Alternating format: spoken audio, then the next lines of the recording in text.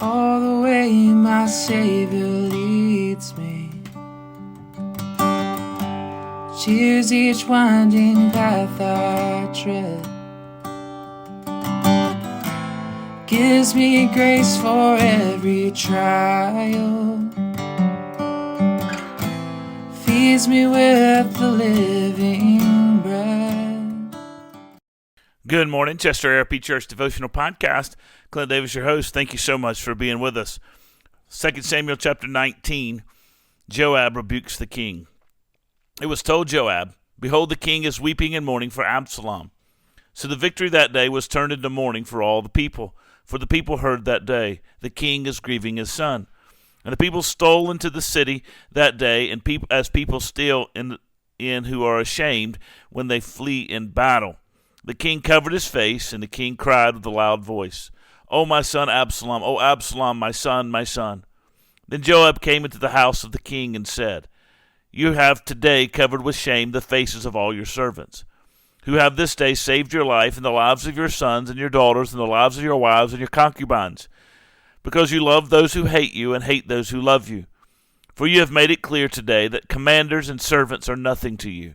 For today I know that if Absalom were alive and all of us were dead today, then you wouldn't be pleased. Now therefore arise, go out and speak kindly to your servants, for I swear by the Lord, if you do not go, not a man will stay with you this night. And this will be worse for you than all the evil that has come upon you from your youth until now." Then the king arose and took his seat at the gate.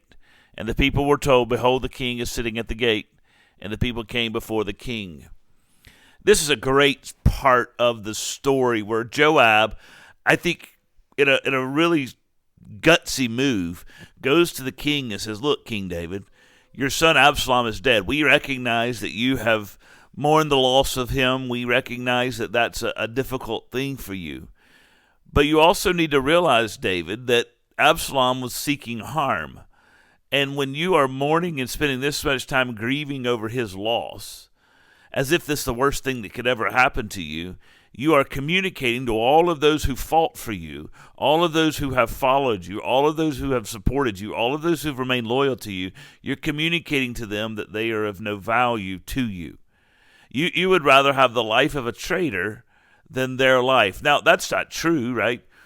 If Absalom was alive and all of David's men had been killed, he would have mourned that loss as well. But the communication to his followers, to his men is, right, what he's communicating is, you guys were good, I appreciate your service, but I'm more mournful over the loss of Absalom. And Joab says, "Listen, David, you got to get it together.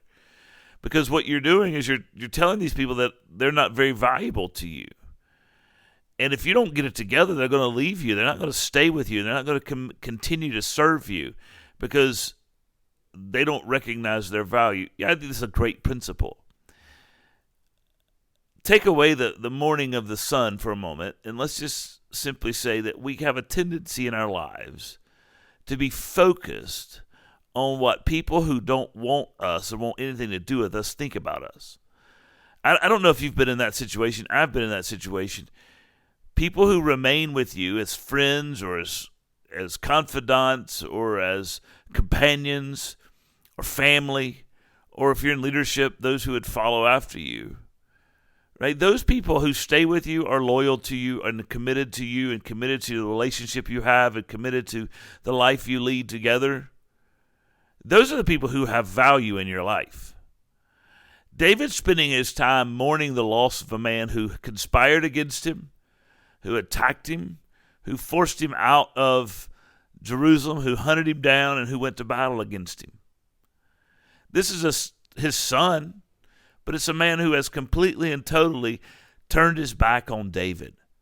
He rebelled against David. He didn't want anything to do with David. He refused to follow David. Yet David is consumed over the loss of Absalom. And Joab says, "You need to get yourself together, David. You need to understand that those who have turned their back on you, why do you care so much about their opinion? They don't want anything to do with you. Why do you care so much about what they think of you? You need to find your identity in first your relationship with the Lord, secondly in your position he has given you, and third in your relationships with the people who have stuck by you and who've been with you.